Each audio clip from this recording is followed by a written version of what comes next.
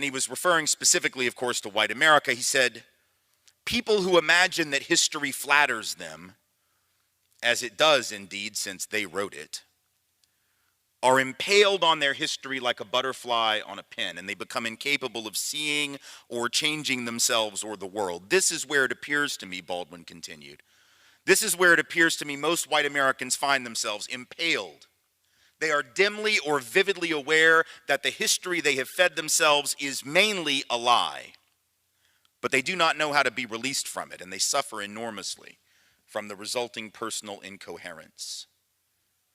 Right? Later on in the same volume, he writes in much shorter form, but essentially the same thought, just a bit shorter, more truncated. He says, these innocent people, and he was referring again to white Americans in only the most ironic sense of the word innocent. He said, these innocent people are trapped in a history they do not understand, and until they understand it, they cannot be released from it. I want you to hold that thought for a second, and then let me refer you to someone else whose wisdom was shared with me many years after I read those words from Baldwin. It was the words of Randall Robinson, the founder of Trans Africa, one of our nation's anti-apartheid activists in the 1980s, a human rights advocate for many years. He has since become an expat of this country, moving with his wife to St. Kitts, her native home. Wrote a book about leaving America, actually, called Quitting America, which explained his decision as a black man in this country to give up on the country of his birth and rearing. It's a brilliant book, very interesting, very challenging book. He also wrote a book called The Debt, which looks at the moral and practical case for reparations to those who were the descendants of enslaved persons, also a brilliant and challenging book. I was at a conference with Robinson at one point many years ago, and he was speaking before me, and he got up and he made this statement, which again, very basic statement, sort of along the lines of what Baldwin was saying, truncated though, much shorter, much less poetic than Baldwin. That's no criticism of Randall Robinson. It's just to say that nobody speaks quite like Baldwin, and certainly nobody writes like him. So Randall Robinson gets up and he says, you know, if you don't understand the predicate, if you don't understand the precursor, if you don't understand what came before, nothing that you see today will make any sense to you, particularly when it comes to the issue of race and racial inequality, right? That's a rather basic statement, but it's really quite profound. If you don't understand what happened yesterday, metaphorically speaking, or last year, or 10 years ago, or 50, or 100, it's very hard for you to look at what's going on this week and understand it fully, because the past and the present are so inextricably connected.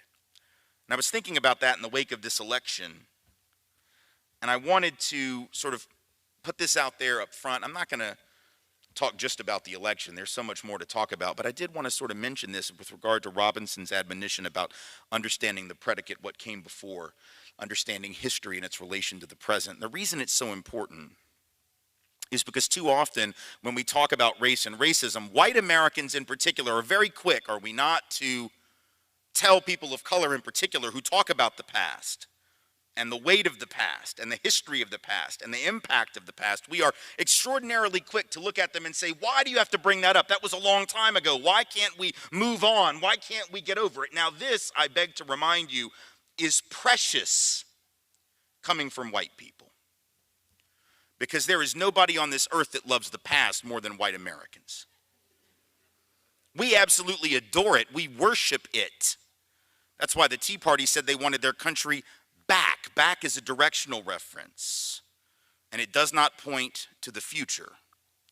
Right? That's why some folks made pretty little hats that said, "Make America Great Again," like it used to be, back when Opie would go to the fishing hole with Pa, and then they'd go back to Aunt Bee's house and have cookies. Right? Make America Great Again. See, that's coming from people who think the past was this wonderful, splendid place, ignoring how unsplendid it was for millions of their countrymen and countrywomen. Hello guys, welcome back again to our channel where we get to learn much about ourselves. We get to learn a lot from each other. We get to learn from different sources and also hang out. In today's episode, as you've seen, Tim Wise says that you don't exist in isolation. A narrative that many whites have been fed for the longest time, and it is truly affecting them to the greater part of their life. The myth of wrath individual. That's why you see him pushing to the imperative of collective action. I don't want to speak much about the video. I want us to get into it, learn, and then we can come back and have a conversation concerning the same. And if this was your first time in this channel, please consider supporting us by simply subscribing, give us a like, share our content. We'll greatly appreciate. So white folks love the past. We just like the pretty part for us. We just like the part that makes us feel special, the part that makes us feel better, the part that makes us feel like our nation is the greatest nation ever struck off from the forehead of God Almighty. We just don't want to be burdened with the less pretty parts, the parts that folks of color occasionally decide they want to remind us of. So it isn't that we don't love the past. I mean, July 4th celebrations, Independence Day parades, I mean, that's the past, right? That's about some old shit, right? That breaking away from the British, we didn't do that last Wednesday. That happened a really long time ago, right? And we're setting off fireworks, though, every year, eating hot dogs, apple pie, wearing red, white, and blue, right? Because we love the past. So let's just be real. It isn't the past we have a problem with. It's just the reality, the truth, the complexity of the past. But if you want to understand what's going on today, you have to understand the past. If you want to know why Donald Trump is president right now, there is one primary reason, and it has nothing to do with any of us in this room or politics in 2016, 2017. He is president because in 1787, a group of men in Philadelphia created a system under the Constitution that decided that president should be chosen by the Electoral College. They set that system up because without that, Donald Trump is not president. He lost by 3 million votes. Make no mistake, not 3 million illegal votes. That is a lie, only one of many told in the last 3 weeks. And it will not be the last. I suspect there will be several more told on social media before I am done this evening. And so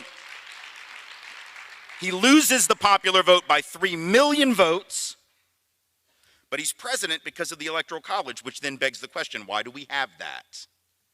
Now, you've heard a lot about this since the election. A lot of folks have said, oh, you know, the reason was they were trying to protect against tyranny. Have y'all studied the Founding Fathers? You actually think they had a problem with tyranny? Right? Some of these folks own human beings. They were sort of chill with tyranny, right? They just didn't like King George's tyranny. It was just some folk, it was other folks' tyranny they didn't like. It wasn't some abstract love of liberty that motivated most of these men. That's not why we have an electoral college. You know why? The primary reason, one we don't like to discuss, is because the primary slaveholding capitals of the republic, or the soon-to-be or only recently declared republic, right, that was now fashioning a constitution, right? The primary slaveholding capitals, Virginia, South Carolina, places that were utterly dependent on enslaved labor for their wealth, went to Philadelphia and said, you know what, we can't have direct democracy, and we can't just have the vote based on population numbers in the abstract. Why? Because 40% of our population can't vote. Why? Because 40% of our population aren't even counted as human beings. Oh, well, they are, but 3/5 of a human being for the purpose of census enumeration. So if you've just discounted 40% of your population, right, by 40%, and then you're going to have elections based on the full enumeration of your census, you're going to be at a disadvantage, aren't you, relative to other states that get to count virtually everybody because they're not as dependent on slave labor, and therefore their populations are primarily quote-unquote free. So the slaveholding elite come and say, we got to have a system that rigs this a bit and gives us a bit more power than we otherwise would have. The Electoral College, in large part, is crafted as a response to that, which is to say the Electoral College is a vestige of institutional white supremacy, which is to say Donald Trump is president today because of a system of white supremacy crafted over 230 years ago. So if anyone's wondering why we still got to talk about slavery, there you have it. Even if it wasn't enough to talk about it because of the impact on black folks. Like, even if that wasn't relevant, right?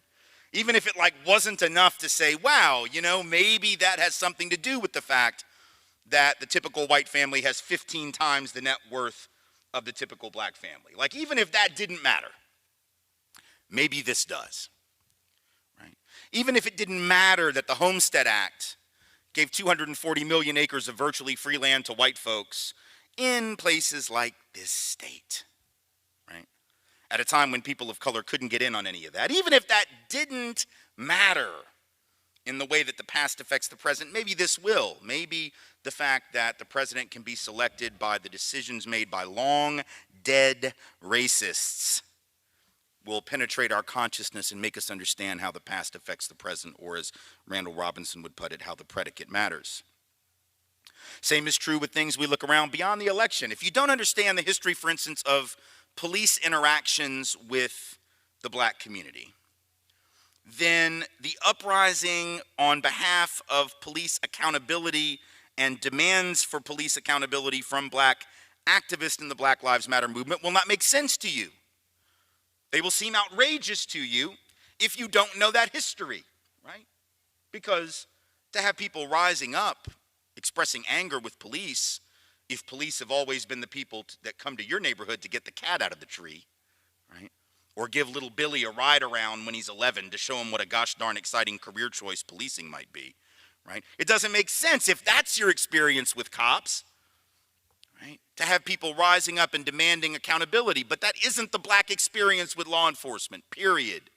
And black people know it, because that history is written on their social and cultural DNA and their history. But for those of us who are white, we have the luxury of not knowing that. Black folks don't. African Americans know that modern policing traces directly to slave patrols. That is the first example of policing in our country.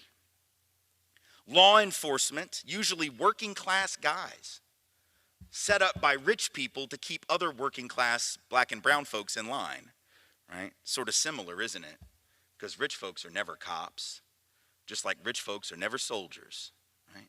Rich folks get poor people and working class people to do their dirty work for them, right? And so you put some folks on a slave patrol to keep black folks in line. Then later on, it's cops who you have enforce the black codes, which were passed after slavery was abolished, to keep black folks in line. Then it's cops who are the ones enforce segregation to keep black folks in line. It's cops who pull protesters off of stools in the South during the sit-in movement to keep black folks in line. It's cops who enforce the war on drugs, which I beg to remind you is not a war on drugs. And this we know for a couple of reasons. Number one, the data is very clear. White folks use drugs, sell drugs, possess drugs every bit as often as black folks do. Contrary to stereotype, black folks do not use drugs more, they do not deal drugs more, they do not possess drugs more, but they are the ones who get arrested. 4 times as likely to be arrested for weed than white folks, even though use of marijuana is roughly identical between these groups. But we also know that the war on drugs is not about drugs, because I'm standing here. I'm going to give you a second to let that catch up with you. Right. If the war on drugs were about drugs, I don't really know who'd be giving this talk tonight. But I know it wouldn't be me, because I don't think they let you Skype in the lecture from prison. And prison is where I would be if the war on drugs were about drugs.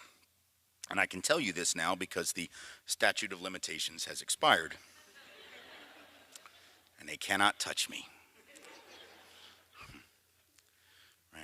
But, of course, I wasn't suspected, wasn't detected, wasn't prosecuted, arrested, incarcerated, nor were very many white folks like myself who engaged in the same thing when we were in school, or who engage in the same thing now all across this country. We got white folks becoming millionaires selling weed in Colorado right now, and in Washington State, and in Oregon, where it's been legalized, selling the same product that young black and brown youth are still being busted for on the corner.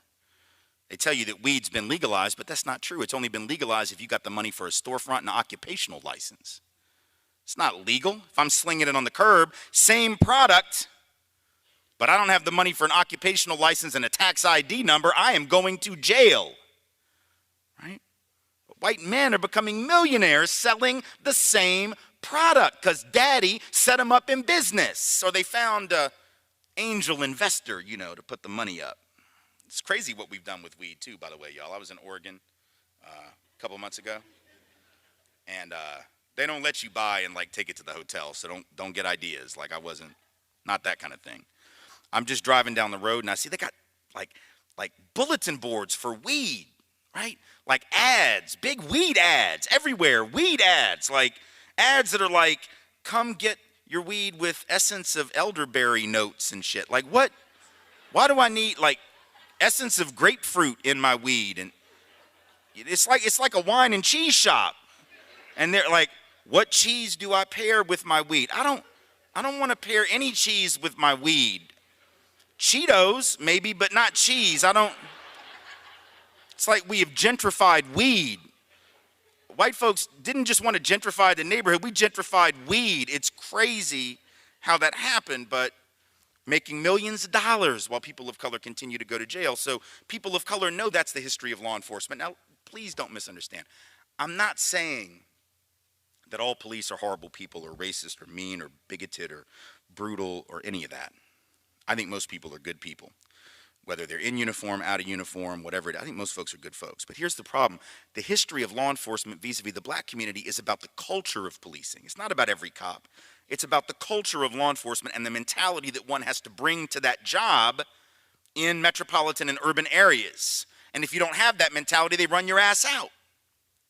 There's a guy in Baltimore, you can read about him. He's done several interviews, written a lot about this. His name's Joe Crystal. And several years ago, here's a guy, white dude, right? Served in either Afghanistan or Iraq or maybe both. I don't know. He gets out of the Marines or the Army, whichever one it was, and he goes to Baltimore and wants to be a cop. His parents were cops. They were both NYPD. All he's ever wanted to be was a police officer, right? So he goes through the cadet school and he graduates top of his cadet class. Everybody loves him. He makes detective within 2 years, really fast for a new person in a big city department like the Baltimore PD to become a detective that quickly, but he did because people thought he was really great, you know? And then one day, he goes out on a call, right, that there's apparently a guy they think is a drug user or drug dealer or whatever who the cops are chasing, and they see him toss like a bag in the bushes or whatever, and they continue to pursue him. They pursue him. He runs into some house to get away, like breaks into a house to get away. And I guess at some point, the woman who lived in that house or was staying in that house calls the cops and says, oh my God, this guy broke in. He's in the backyard. Come get him. They realize it's the same guy. They go get him. So Joe goes on this call. And he's there when they arrest the guy. They bring him out. You know, they catch him. They bring him out. They put him in the van. They're driving him downtown. And he thinks, okay, you know, good. They caught the guy. No big deal. And then all of a sudden, he sees something real strange. This other cop shows up, and he's on the phone, right? And he's talking to somebody, and he's telling him to bring the van back with the guy in it, right? So come to find out, this guy that's on the phone who's telling him to bring the car back or the van back is the owner of the house that this guy happened to break into. So you know, he really screwed up. He broke into a Baltimore police officer's house. Not the best move, right?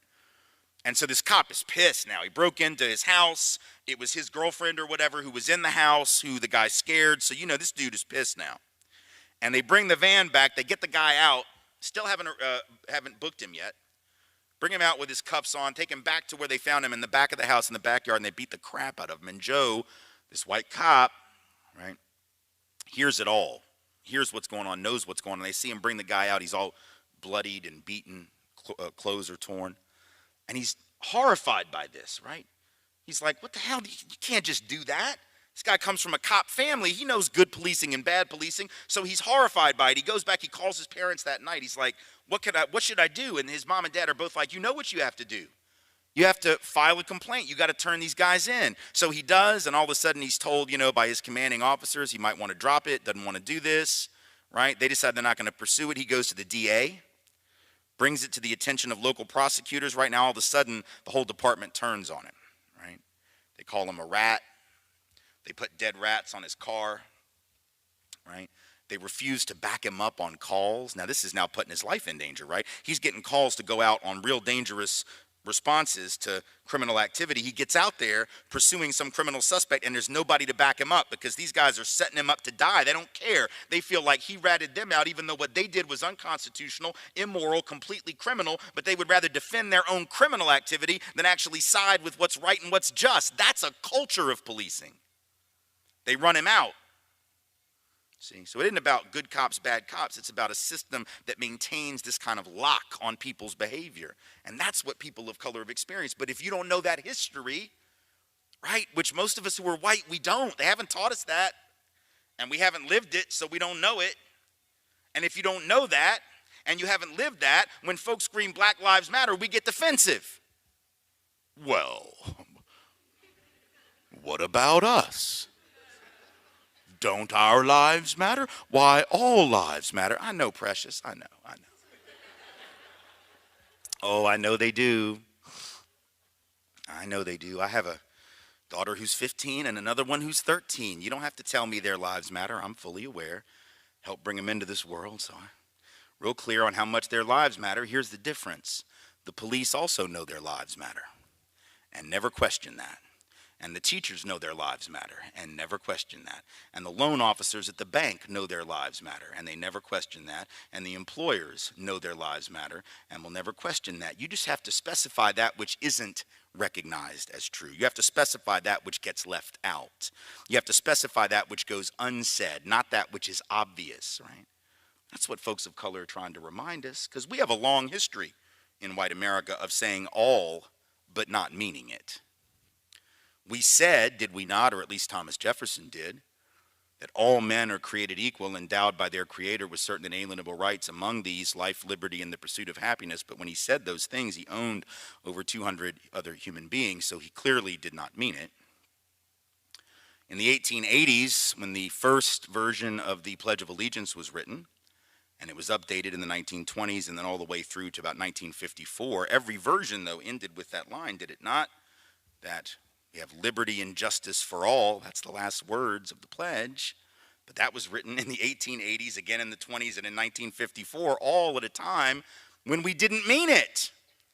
So when we insist all lives matter, but we have a history of not really believing our own hype and our own narrative and our own rhetoric, saying all even while we denigrate and marginalize the lives of millions, then we're going to have to forgive black folks for wanting to remind us of the thing that we keep forgetting and have been forgetting for a couple hundred years, see? Without getting pissy about it, without getting defensive and upset about it. But again, if you don't know the history of how black life has been discounted in this country by law enforcement and a lot of other folks, then I suspect it won't make sense. So the past matters.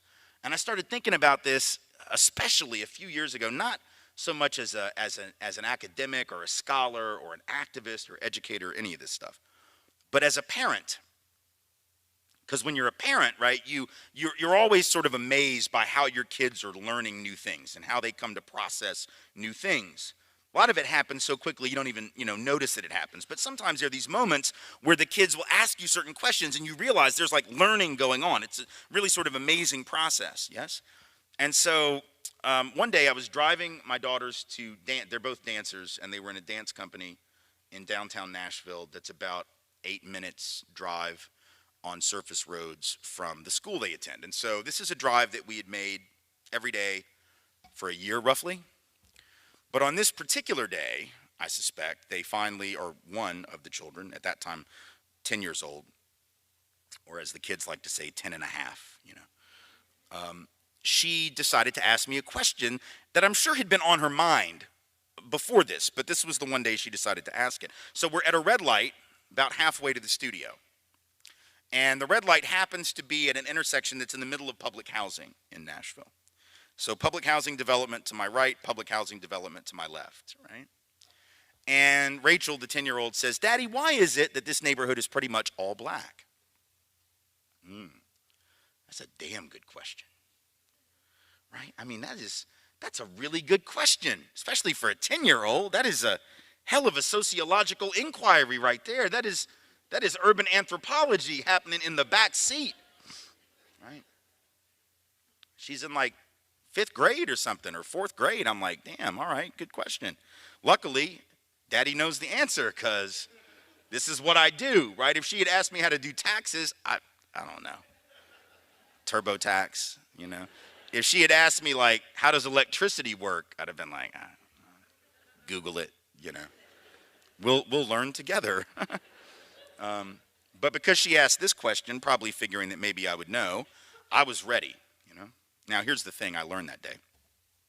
I didn't know this because I'm an only child, so I did not know that when an older sibling is in the presence of the younger sibling at the moment where the younger sibling asks the parent a question, it is inevitably the case that the older sibling will attempt to answer the question as a way to show off to the parent how much they know. I did not know this was a thing until that day. So the younger child says, why is this neighborhood pretty much all black? And the older kid jumps in like, Dad's ready. Here comes my answer. I got like 8 minutes, 6 minutes, 5 minutes. I'm good. I can't do the PhD version, but I can give you the thumbnail sketch. And the older kid butts in and says, redlining, which is scary ass accurate for those of y'all that know what the word means. And for those who don't, you're about to.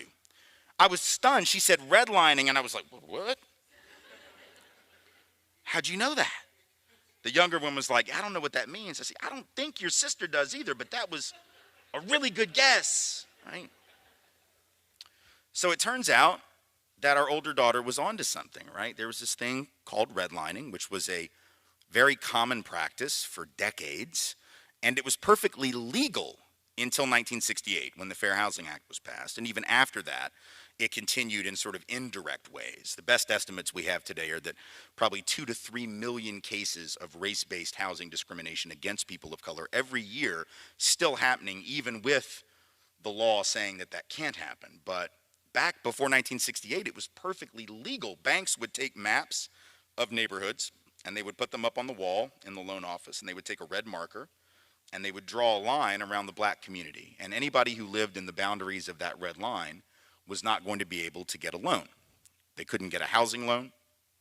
They couldn't get a business loan. They couldn't get an equity loan in case they already had a house or a business that they wanted to expand. You weren't getting a loan. And as a result, that meant that certain neighborhoods, particularly in the cities, were starved of capital, right? Because they couldn't get loans. So they had to rent, they had to double up in public housing, they had, essentially they just weren't able to build wealth. So that's how the neighborhood became poor. The reason it became black was because, keep in mind, and I explained this to my daughter in this moment, I said, public housing, these places you see right here, these were created for white people.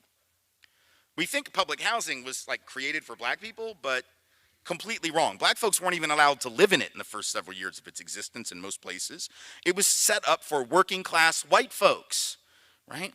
But then at the very same time that it was created, the government also created some other programs for white folks. The FHA loan program, the VA loan program later, and then the GI Bill benefit program, which theoretically were open to everybody, but in practice were not. For the first 30 years, virtually all the benefits of the FHA program, which allows, first-time home buyers to get a really low interest rate loan, essentially guaranteed by the government, right? So if you default on it, it's guaranteed by the full faith and credit of the federal government. In effect, that means a government underwritten guaranteed loan. 97% of those benefits went to white families. If you were black or brown, you weren't getting one. That allowed those white folks who had lived in the cities to hustle it out to the suburbs, which were being created at that time, and from which anyone who wasn't white was basically barred from living, right? So white folks were, essentially white flight from the city was government subsidized. Right? It was subsidized by the existence of these low-cost loans. It was subsidized by the interstate highway program that made it easier for people to get out there, but again, only white folks, because black and brown folks couldn't go, right? And then the people that were left behind were black and brown, who were now increasingly poor because the city had been starved of revenue based on things like redlining. So that's how the neighborhood became black, and that's how the neighborhood became poor. And now we were at the studio, and the lesson was over. Now I just want you to, and it's, it's more in-depth than that. It's more complicated than that, but that's the basic contours of what happened in community after community after community around the country.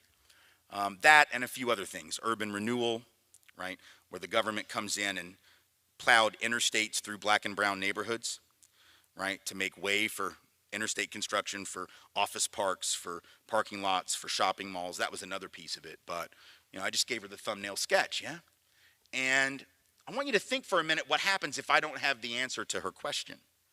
What if I don't know the answer? Because a lot of people wouldn't know the answer, right? Like, how many of you would have known the answer? And it's not your fault if you don't know the answer, because you weren't taught the answer. I wasn't taught that answer in school. Are you kidding? They didn't teach me that in American history. Hell, I took AP history. That's the history for smart people. And they still didn't teach me that, right? So you can be forgiven for not knowing it, but the problem is if you don't know the answer, what happens when the kid asks the question? Do you think she stops wondering when you don't have the answer? No, she keeps wondering, but now she has to come up with her own answer. What answer do you think she comes up with? If I don't tell her, if I don't give her the historical and sociological background, she's going to default to the only conclusion she can default to in this culture. What is that conclusion? You know what it is, because it's based on the one thing that we were all taught, every one of us in this room. The default position of America. It's the secular gospel of this country. It's our creation myth. Right? What is it? It's the idea that wherever you end up is all about you. If you made it, it's because you worked really hard, and if you didn't make it, it's your own damn fault. You ought to work harder and pull yourself up. That is the guiding principle of Americanism. But I want you to think how dangerous it is, right? Number one, think about it. We all know it's not that simple, right? Like deep down, we all know. Because all of us know somebody, maybe even in our own family, that's worked incredibly hard their whole lives, has nothing to show for it. Hell, we know that the hardest work in this country for generations was done by black and brown folks. They had nothing to show for it. And many of us also know people that were born on third base but still think they hit a triple and haven't actually had to work hard ever. Right? There are people in this country, I'm told, who took advantage of and control of their daddy's $230 million real estate empire in the city of New York in the 1970s when property was cheap, and then turned it into hundreds of millions more and wants you to believe he's a self-made billionaire. Right? So we all know it's not as simple as hard work. We all know deep down, but we have this idea, don't we, about rugged individualism. Rugged individualism is what built America. Not those FHA loans that actually created the white middle class. No, it wasn't that. It wasn't the GI Bill. It wasn't the VA program, right? It wasn't the New Deal programs that put people back to work at a time they couldn't find jobs. No. It was just rugged individualism. Look, there's no such thing as a rugged individual. If you learn nothing else tonight, please learn this. In fact, there's no such thing as an individual abstracted from their social context. Human beings are social creatures. We have never lived in isolation from one another, for God's sake. None of us were raised on an island by a porpoise.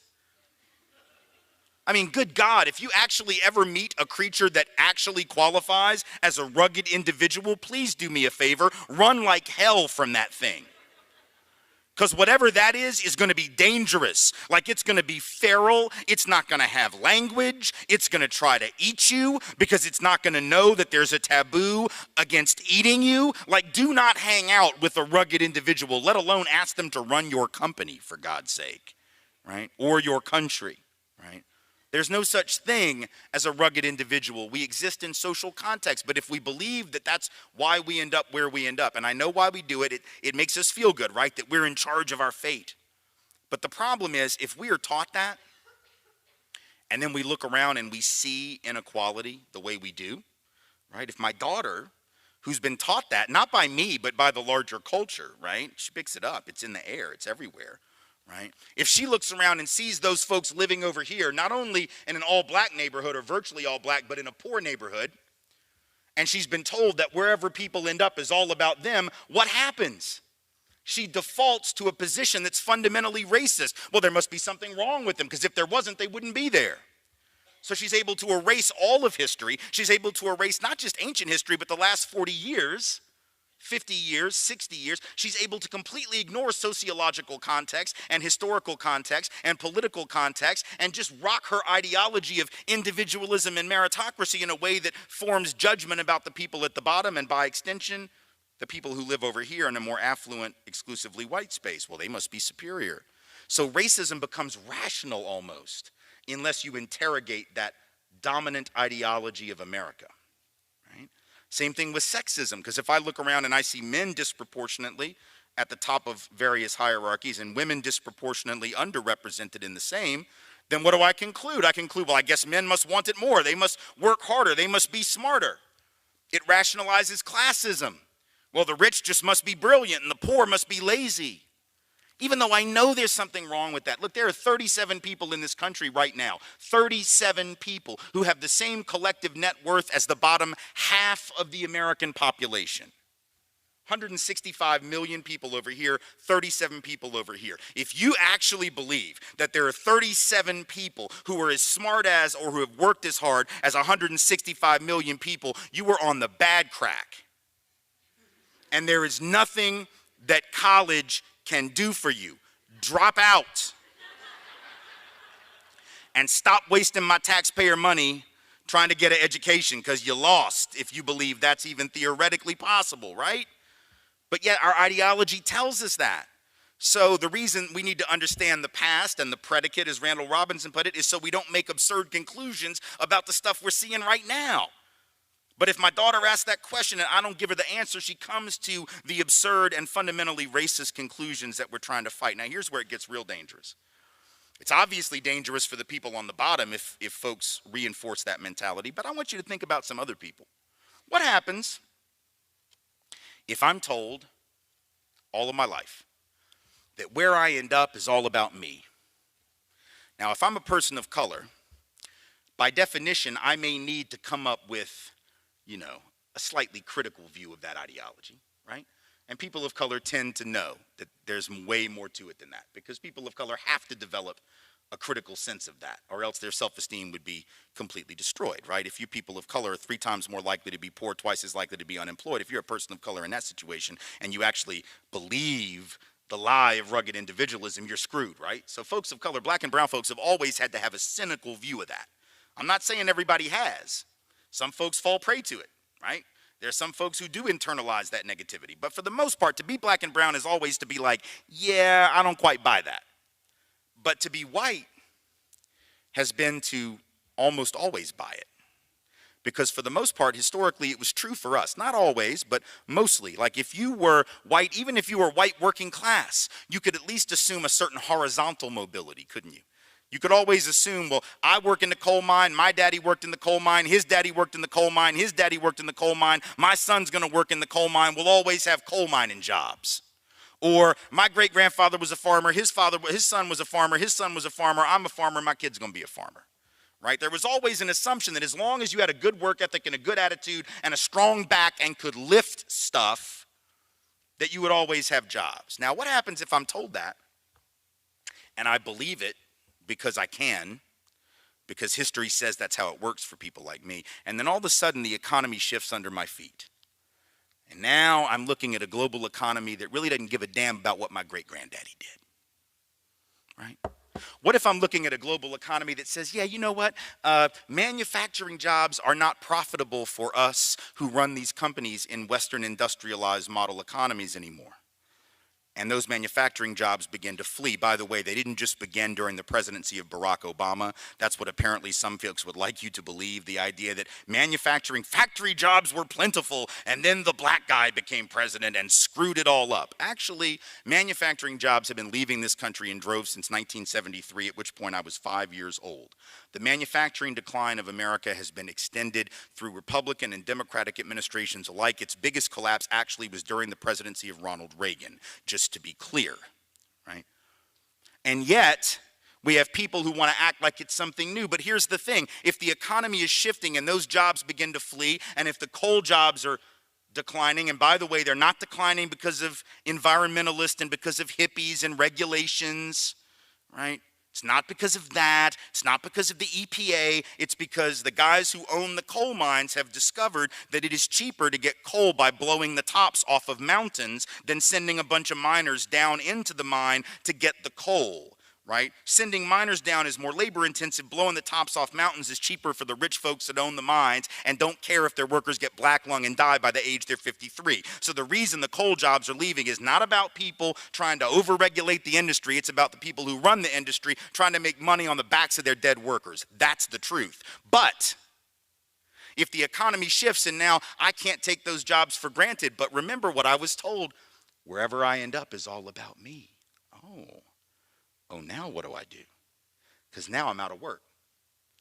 And now I don't know where my next paycheck is coming from. And now I don't know what my kids are going to do. Are they going to have a life that's as good as mine? Because I could always take that for granted. Black and brown folks couldn't. Black and brown folks couldn't. These white working class folks could. Now they're nervous. Now they're worried. Because if I'm told that wherever I end up is all about me and now I'm struggling to pay my bills, and now I'm struggling to afford college, and now I'm struggling to afford health care, I have two choices, don't I? Number one is I can default to the ideology I was taught, which says, I'm to blame. I should be working harder. There must be something wrong with me.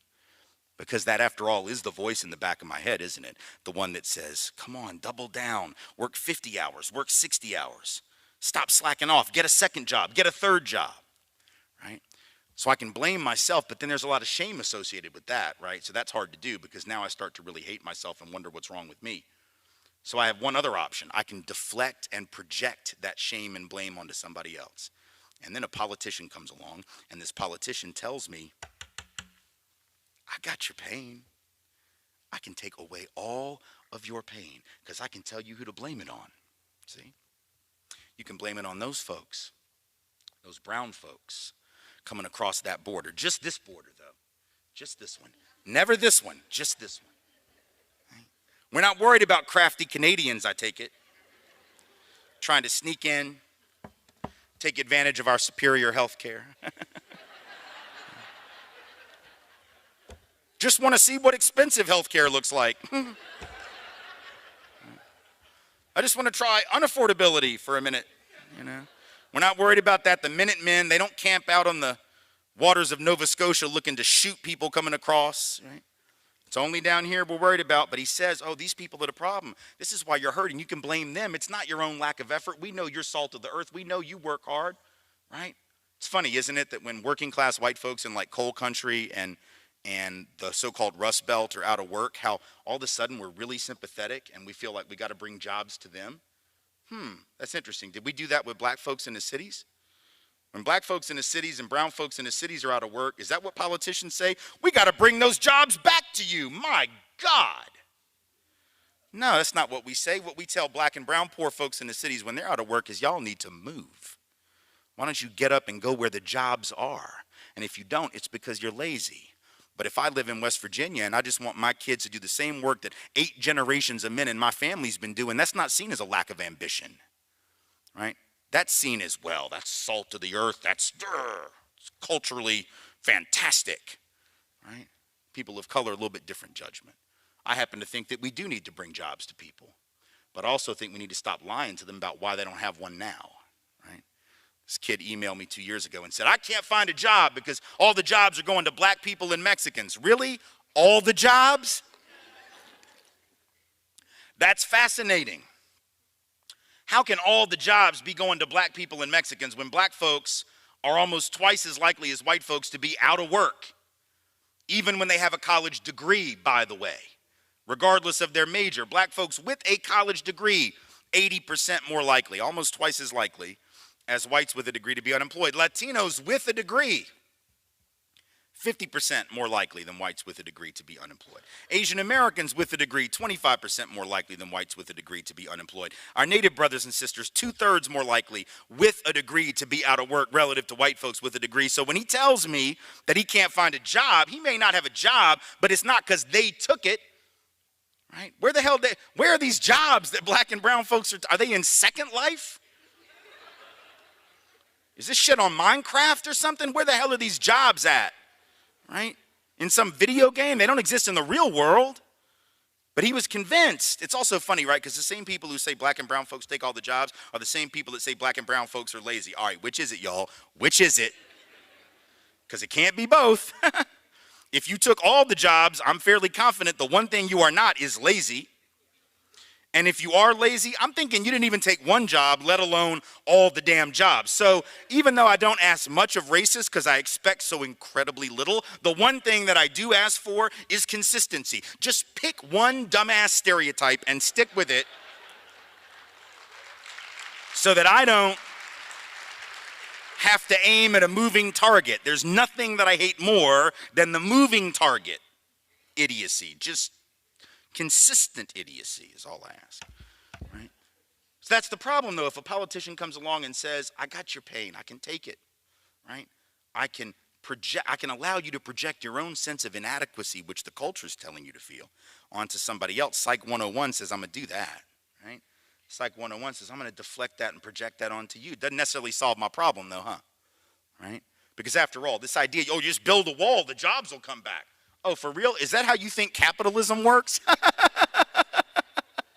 Econ 101, try that one. You think building a wall, what do you think, like, the capitalists of America have been sitting around being like, damn, I just hope they don't figure out to build that wall, because if they build that wall, we will have no choice but to give them all raises. Really? You think that's what's going to happen? No. Capitalists will always be able to move their money around, right? The president can say, oh, we're going to stop companies from leaving America. He doesn't have the authority to do that. Twitter doesn't intimidate CEOs, right? And Congress isn't going to let him actually stop capital mobility, even if he wanted to, and even if he had the power to do so. They have the power to stop that, and they have no intention of allowing capital to be stifled.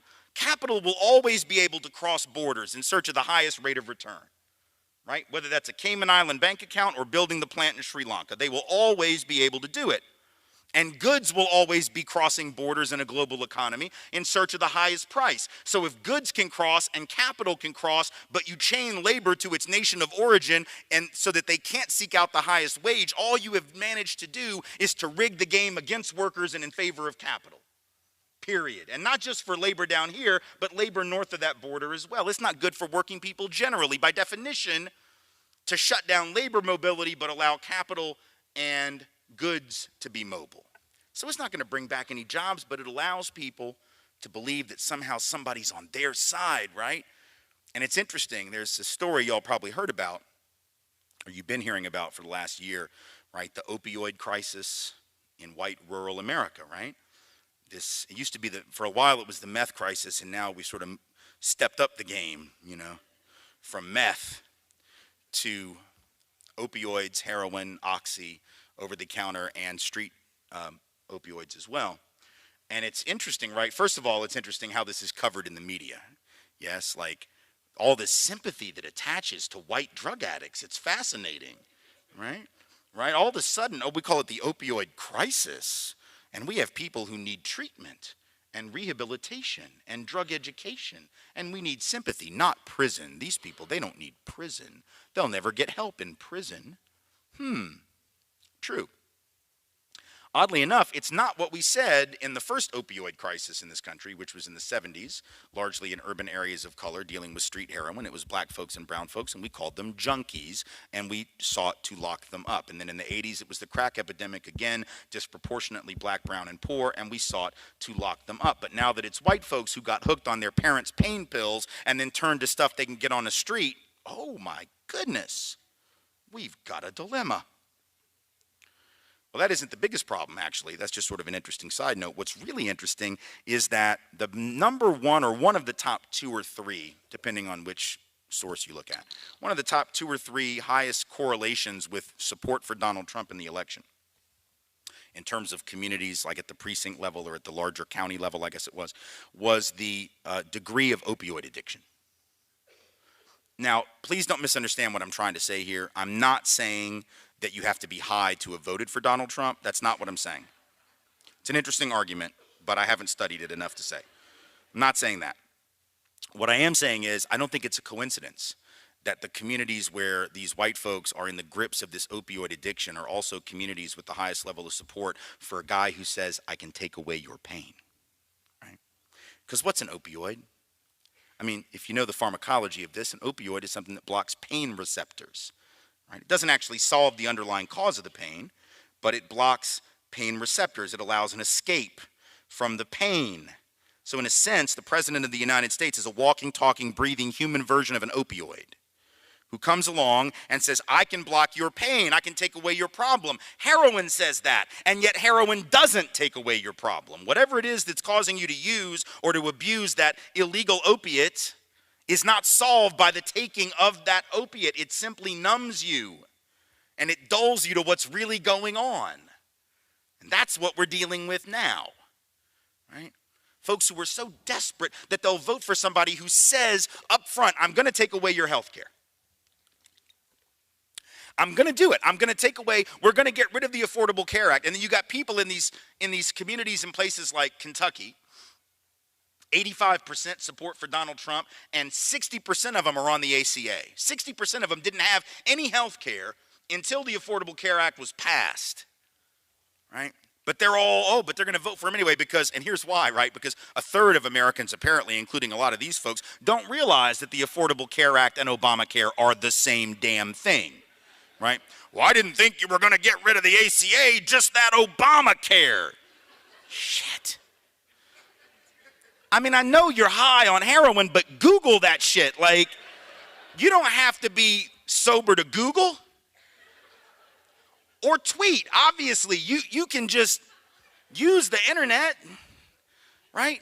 But they go out and vote for it because why? Because, right, they want a solution for their pain. They want to be able to put it on somebody else. Maybe they think that their health care will be safe. It's just those brown people and those black folks whose health care will be taken. I don't know what it is, but what it is an act of desperation. And I don't want to sound unsympathetic. I'm actually very sympathetic. I'm incredibly sympathetic, because I think folks are being conned. I think they're being lied to by a very good salesperson who convinces them, like pharmaceutical companies convince you with Oxy or heroin dealers convince you with Smack, that they can solve your problem. But this is a long-standing con. This isn't new. So that's the thing, too. Again, understanding the past so you can understand the present. If you learn nothing else, right, learn this, that this con is not something that the President of the United States for the last several weeks thought up. There's no original thought here, right? This is a long-standing tradition that he's just part of. And what is that tradition? Well, it's this. If I had to sum up the history of America in one sentence with regard to race and class, the sentence would be as follows. The history of America is the history of rich white men telling not rich white people that their problems are black and brown people. The history of America is the history of rich white men telling not rich white people that their problems are black and brown people. Here's how we know that to be true. We'll do a real quick 400-year history and make the point. 1600s, the colonies of what would become the United States. At that particular moment, you got a couple of different groups of people in this country. You got rich landowners, very small elite that own everything. And then you have two large groups of essentially peasant class persons. One are African enslaved persons, the other are Europeans, some of whom are indentured servants, one level above enslavement themselves, others of whom are not technically indentured, but they might as well be. They are desperately poor, they have nothing. When you put the peasant class of black folks together and Europeans together, and as well indigenous people whose land is in the process, of course, of being taken from them, they clearly outnumber the elite, right? And it's got to be scary. You're one of these rich dudes. You're like, you can count, you know, you can do the math on this. You're like, damn, we got to come up with something, because eventually these folks are going to put it together and figure out that we are screwing all of them, and they're going to come and take our stuff, right? Because they're not going to put up with this the way we're treating them. So what do they come up with? Well, in fact, there were some rebellions that took place throughout this period of time in the 1600s. Bacon's Rebellion in Virginia being one of the biggest, but not the only one, where you had African enslaved folks and European indentured servants coming together to overthrow the aristocracy, right? So the aristocracy gets nervous. They create something. What do they create? They create a thing called, maybe you've heard of it, the white race. And you may be thinking to yourself, wait, what? Here's the thing. There's no white race, functionally speaking, historically speaking, culturally speaking, until the colonies of what would become the United States of America. It did not exist. That's not what we called ourselves in Europe. We didn't think of ourselves as one big happy family. Are you kidding? Right? The English hated the Irish hated them back. Northern Italians didn't even think Southern Italians were Italians. Right? The Germans hated everybody. And everybody else felt the same towards them, right? We weren't one big happy family. Europe had spent most of its history killing each other. But in this particular moment, it became necessary for the elite descended from Europe to figure out a way to divide and conquer the peasant class groups. So you create this notion of whiteness and you say, oh, you're all part of it now, even you peasants with nothing, right? And we're going to get rid of indentured servitude, so you'll never be at the same level as a slave again. And we're going to give you the right to enter into contracts. And if you're male, at least, we're going to give you the right to own land. Not much, but a little bit. And we're going to put you on the slave patrol to keep those people in line. Give you a gun and a badge and a horse and make you feel special. Give you what W.E.B. Du Bois, the great sociologist many years later, would call the psychological wage of whiteness. Well, I might not have much, but at least I'm not black, right? In other words, it's a way to split you from people that you actually have more in common with, and it worked, and those rebellions stopped because now these poor Europeans were told, oh, you're on our team now. Oh, yeah, you're at the end of the bench, but you got the uniform on. One of these days, you might get in the game. Oh, well, okay then. So all of a sudden, those cross-racial rebellions end. Fast forward to the Civil War era, and you got rich white elites in the South where I'm from, right, standing up and openly acknowledging why they want to break away from the government. They didn't lie about it back then. We lie now. But they didn't lie about it back then because they weren't ashamed. They were open. They admitted it was about slavery. They admitted it was about white supremacy. Alexander Stephens, the vice president of the Confederacy, said the cornerstone of the new government, the Confederate government, the cornerstone of that government was the great truth that the Negro is not the equal of the white man. He wasn't talking about states' rights and tariffs and economics in the abstract. He was talking about the right of white people to own non-white people. The elite were open about it. Every state that left the Union that issued a declaration of causes said that was the reason, and the only one they listed, by the way. But here's the trick. If I'm rich and I own a bunch of people and I want to break away and form a new government and maybe go to war to protect my right to own those people, but I don't want to fight, what do? Because rich people don't go to war. They didn't go to war in the 1800s, and they don't go to war now. They get poor people to do that. They get doctors to write notes saying that they have heel spurs so they don't have to go fight in Vietnam. If you're not clear about whom I'm speaking, to whom I am regarding there, you might want to Google that as well later on, right? Rich people have ways of getting out of service. And in this particular case, in the 1800s, the rich tell the poor white Southerner, now called white, that you got to go fight for us. Now, why would you do that, though? Why would the poor white man go and fight to protect the rich white man's stuff? That's sort of bizarre, isn't it? Like I'm not rich, right? But I got a nice house, and to the extent y'all are students, I probably got more than y'all. So if next week there were an invasion on my block and an army was like traipsing down my street, ready to take my stuff, I don't think I could call y'all on the phone and be like, hey, there's been an invasion, but I don't feel like fighting for my own stuff, but y'all liked my speech last week, so I would really appreciate it if y'all would come to Nashville and defend my shit while I sit out here on the back porch and have a drink. Like, y'all would be like, no, yeah, I like to talk, but no. And you would hang up. Fight for your own stuff, right? But the poor got suckered by the rich. The rich said, you got to do it. How did they do it? They came to them and said, if you don't fight for us, if we lose our way of life, interesting use of the word our, right? The collective we in that regard. If these folks get free, they're going to take your job. Oh my God. No, fool, they already have your job. That's the point. If you got to charge $1 a day to work on the farm and you can get that person over there to do it for free because you own them, guess who got the gig? Free got the gig. Free is always, people like free. All right, they'll hire free rather than hire your ass that costs $1 a day. So really and truly, working class white folks in the long run probably would have been better off, at least most of them, to overthrow that system because it was actually undercutting the wage base even of most white workers.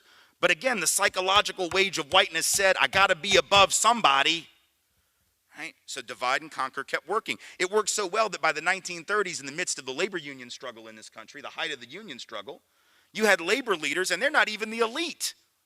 Right? I mean, they may be the elite within the working class, but they're not the elite, and yet they had bought into it. So that you had white labor leaders who refused to integrate their unions.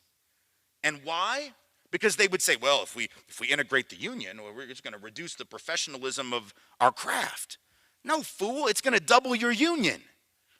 And then when you go out on strike to get better wages or better working conditions, that will be helpful to have more people on the line with you rather than fewer. And if you don't bring those black folks in, and you don't bring the Chinese labor in, and you don't bring the Mexican-American labor in, guess who the boss is going to hire to replace you when you do go out on strike? Those very same people. And then you'll blame them and not the white boss.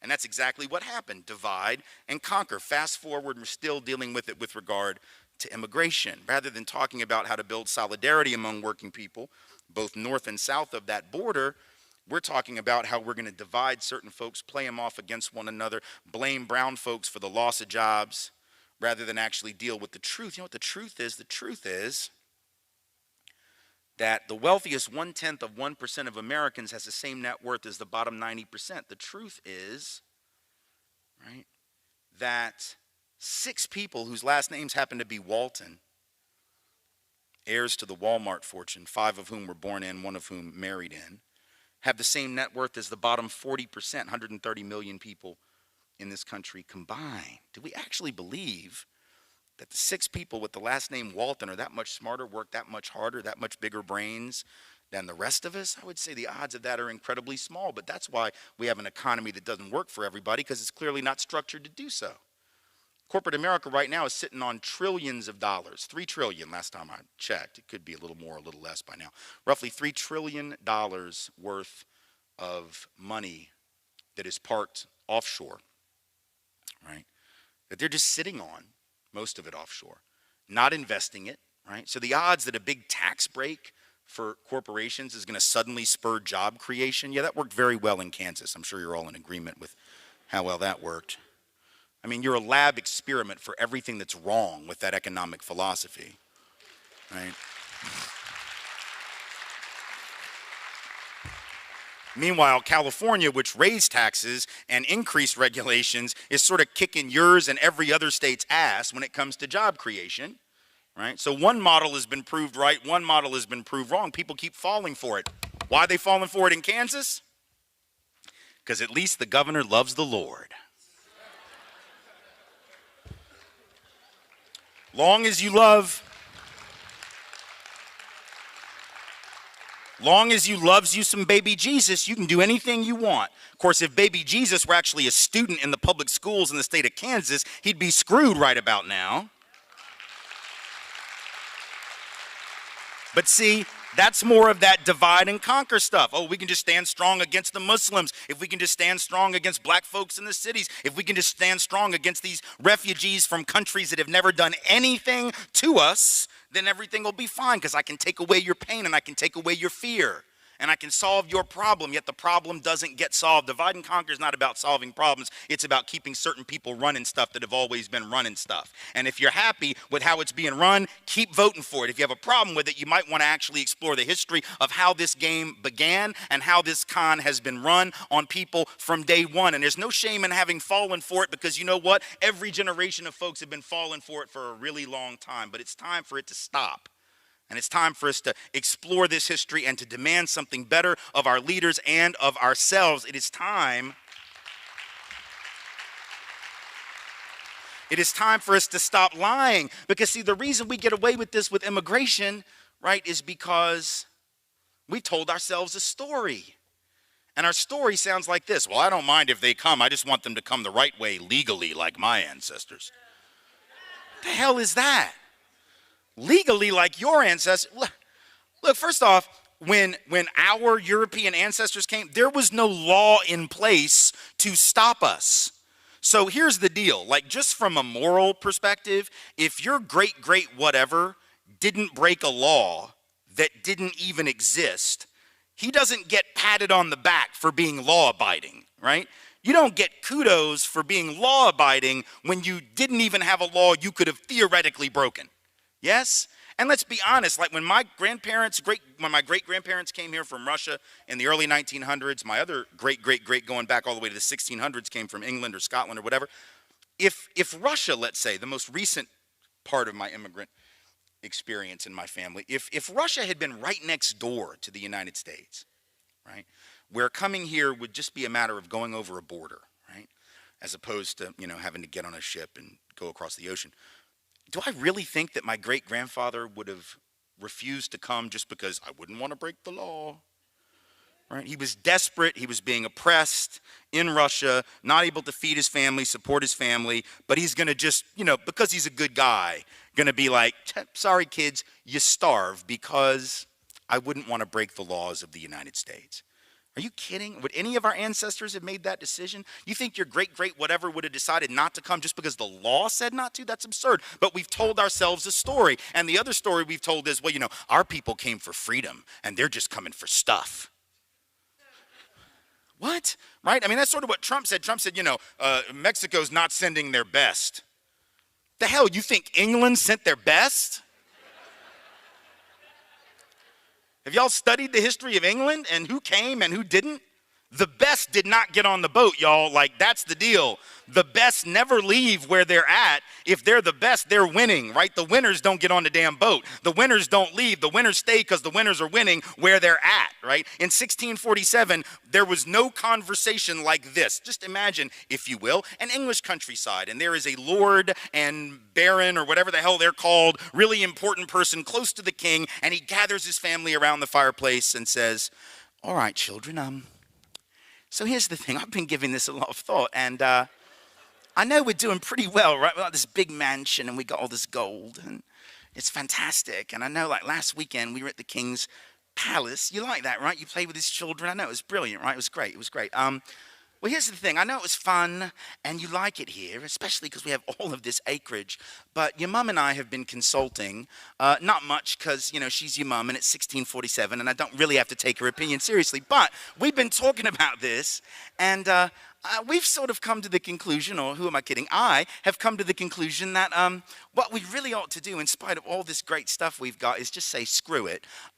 Gather up a couple of things, get on a boat, a rickety old ship, like, I don't even know if it's seaworthy, like, it might sink. We might get hijacked by pirates, eaten by sharks, die from scurvy. But here's the thing, if we make it, which is a very big if, but if we make it, I think we will all be able to look back at this and say what a wonderful adventure it was. Okay, that never happened.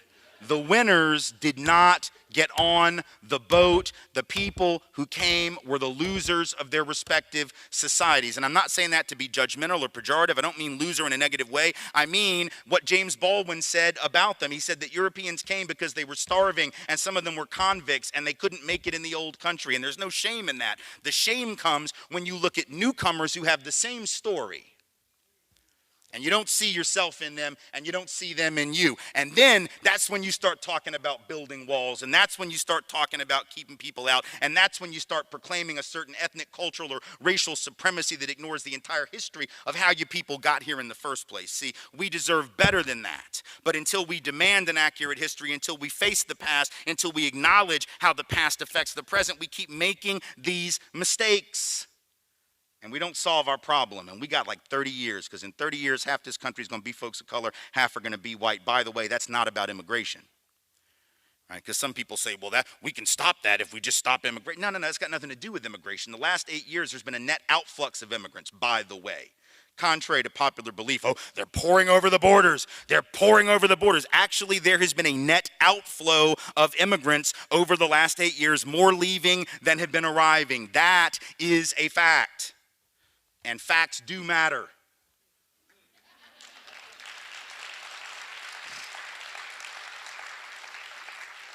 But even if there's no immigration from this day forward, or even if the outflow continues to be net negative, the demographics will continue to change. Why? Because the white population is older by about 8 or 9 years on average than the Latino or black populations or Asian American populations, and older folks generally die first. Right? And younger folks are more fertile, so they have higher birth rates in their populations. It doesn't have to be a big difference either. It's not huge. It's just enough, however, to change the demographics in about 30 years, just based on birth and death rates, fertility, et cetera. Right? So within 30 years, half the country is going to be folks of color, half are going to be white. That's a fact. We can either create equity or we continue on this path. And I'm going to tell you right now, if we can't figure out equity, none of us are going to survive this thing. How are we going to have a functional economy if half the population is twice as likely as the other half to be out of work? 3 times as likely as the other half to be poor, 1/15 the net worth of the other half, double the rate of infant mortality, 9 years less life expectancy, double the rate of low birth weight children. That is not a recipe for a functioning society. It's a recipe for total social collapse, period. So this is not charity work we're talking about. We talk about racial equity and joining the struggle for racial equity. We're talking about radical self-help. The kind of stuff that we all have to get involved in doing if we actually love this country. And that's the great irony, isn't it? Because those of us on the left, we're the ones who get tagged with not loving America. We're the ones who get told that we hate America. We're the ones that told that if we don't like it, we can leave it. But we're the only ones who actually believe that we can do better. See? Because the folks on the right, they're the ones who apparently are content with a 2-to-1 unemployment rate between black and white, a 3-to-1 poverty rate between black and white, who throw up their hands, shrug their shoulders, and say, well, I guess that's the best that we can do. Right? People who are content with racial profiling, people who are content with the fact that black men in this country and black women are 3 times more likely per capita to be shot even when unarmed relative to white folks. They're content with that. I'm not. Or people on the right who are not only content with how it is now, but want to go back to the way it was before. See, some folks are looking behind them, and the rest of us are looking ahead. And the real question is, who's more cynical? Who's more hateful? Who really loves their country and who doesn't? The one who suggests that our best days are ahead of us if we choose to make it so, or those who insist the best days are behind and we've all gone to hell in a handbasket? I'm here to tell you, not the ones who are looking behind. Right? Only those of us who are prepared to actually make this country live up to its promise are actually worthy of being called lovers of country and the people who live in it. We're the ones who actually care enough to get dirty and do the work, get our hands messy and do the work. Those of us who are willing to actually dig down deep into the core of who we are as a people and do the work, not so that we can make America great again, but so we can make it great for the first damn time. Thank you all so much for being here. I appreciate you. Thank you.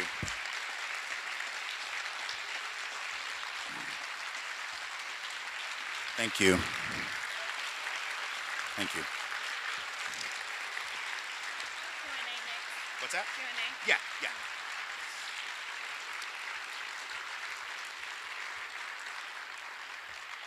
So on behalf of Emporia State University, we would just like to thank you, Tim Wise, again for such an awesome lecture.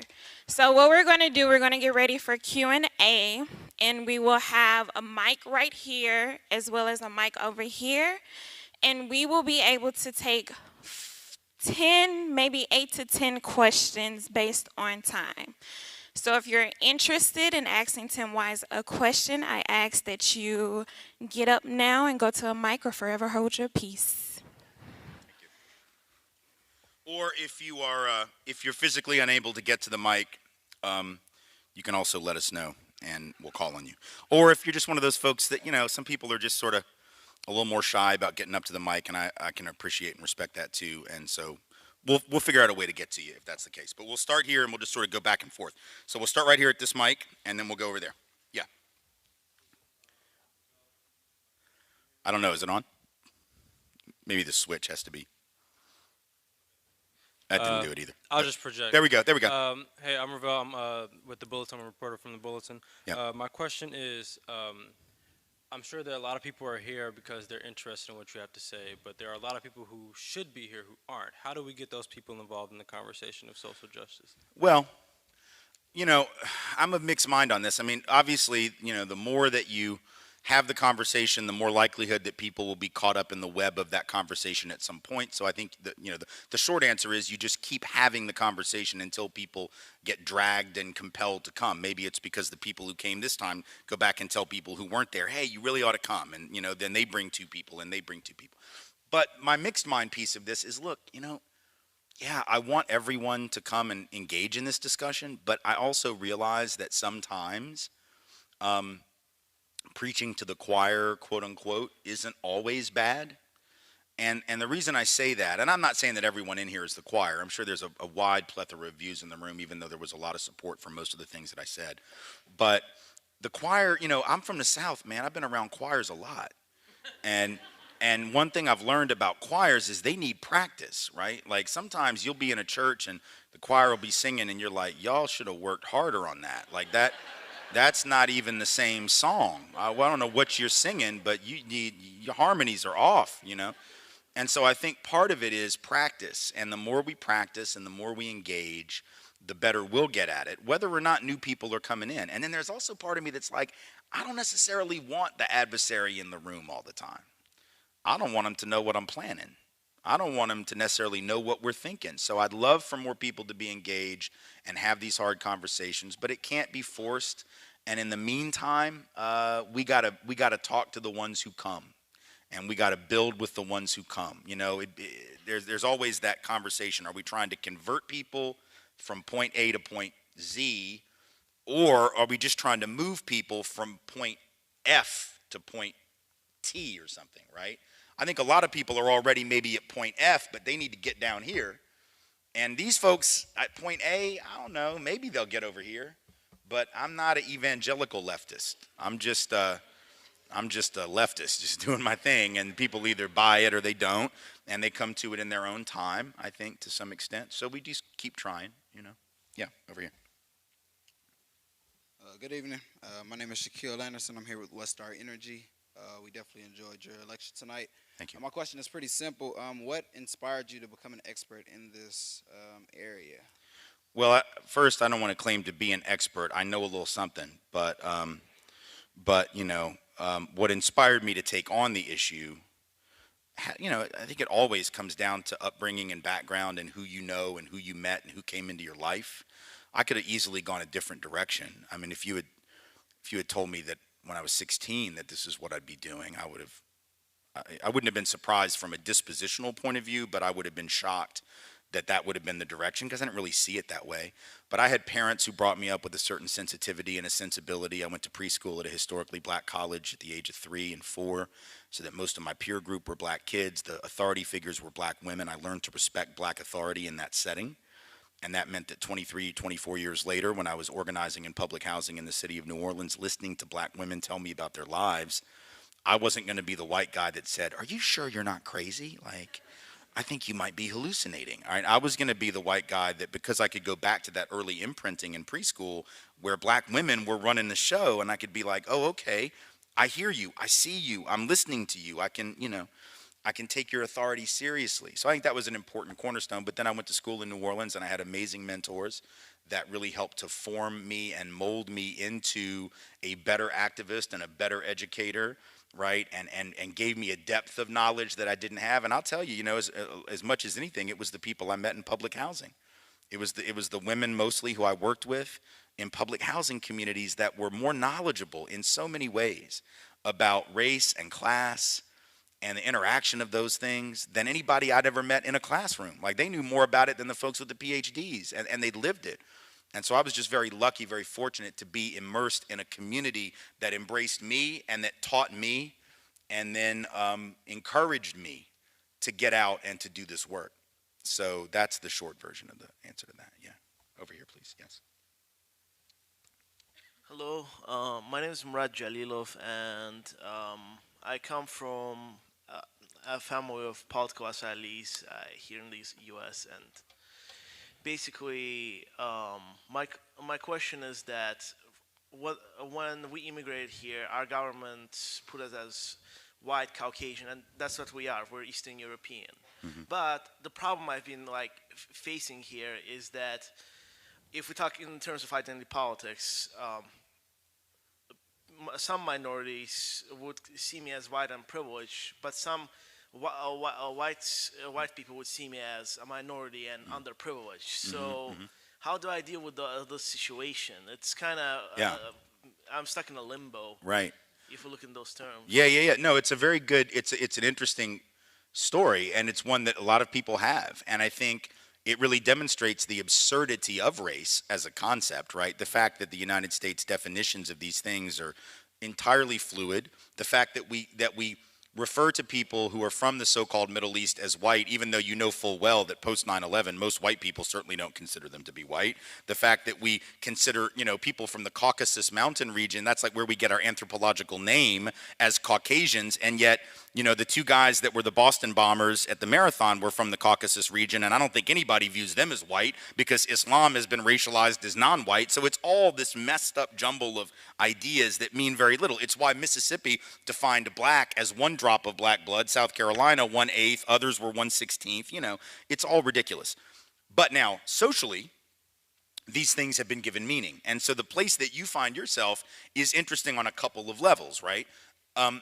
The thing about privilege is that it's fluid, and sometimes it works for you and sometimes it doesn't.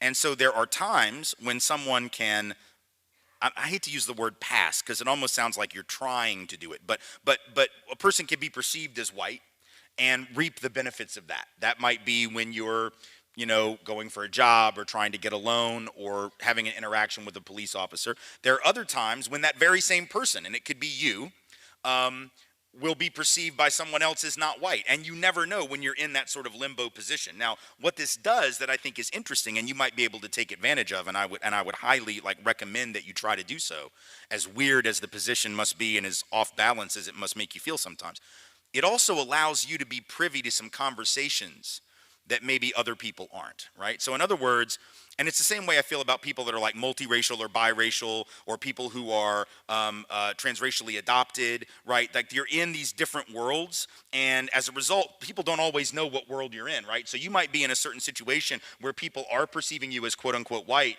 and they're saying stuff about people of color that's really, jacked up and problematic that you find horribly offensive, but that they share with you because they think you're one of them in the way that they think of themselves. And then there are other times that you might be perceived as a person of color, and you're experiencing some things like that the quote-unquote whiter part of you and the way you're perceived doesn't always notice, and you can talk about that. You're sort of in a world where you're going to experience both sides of the color line at various times, right? And I think that's an interesting place. It's also, I'm sure, a very off-balancing place to be, but you'll be able to gain some experiences and some insights from it that you can share with other people, which actually will point out the ridiculousness of the whole concept of race. Hello, now welcome back again. And as a black person, Tim's words don't just read like history, they feel like lived memory. His observation that white Americans are impaled on their history like a butterfly on a pen is more than poetic. It's painfully accurate. I see it every day in the defensiveness and the deflection, the refusal to confront the truth about this country's foundation. So there is a desperate need to preserve a myth of innocence, even when the evidence of injustice is screaming. Tim wasn't just writing in abstraction. He was diagnosing on condition that still plagues the nation. When he says white people are trapped in the history they do not understand, it resonates because I've watched people avoid that understanding at all costs. And what's tragic is that this refusal doesn't just harm black people, it harms them too. And it's something they are recognizing at this time when it's very too late. It leaves them in a state of moral, emotional incoherence. How can you claim to love a country if you refuse to understand what it truly is and what it has done? That is the contradiction that so many white Americans live with. And it explains so much about the confusion, so much about the resentment we see today. And he added another layer of that truth when he said that if you don't understand the predicate or what came before, then nothing you see now will make any sense. And I find that very profound, something that the whites should consider.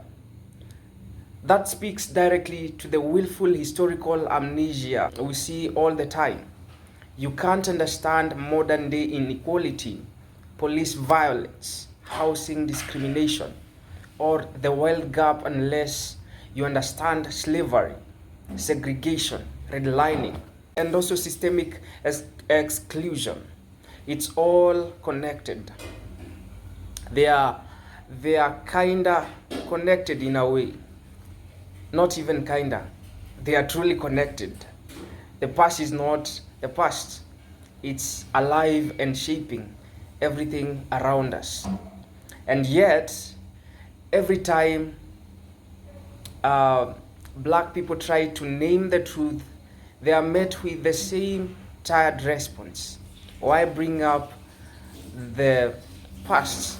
Why can't you move on? But that's the irony. Nobody clings to the past harder than the white America. You see it in the slogans, "Make America Great Again," a slogan that has been so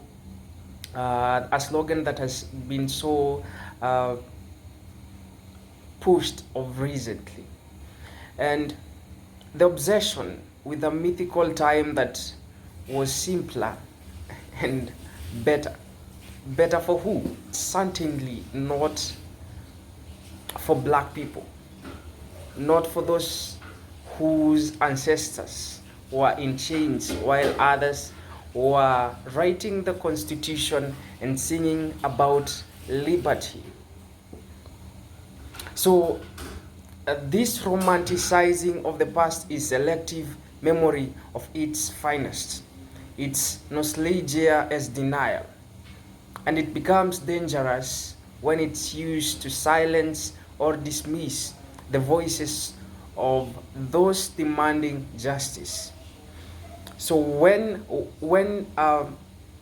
we bring up history, it's not to dwell, it's not to demand clarity, to demand accountability, because without it, this country of America will continue to misunderstand itself and continue to repeat the very injustices it refuses to fully acknowledge.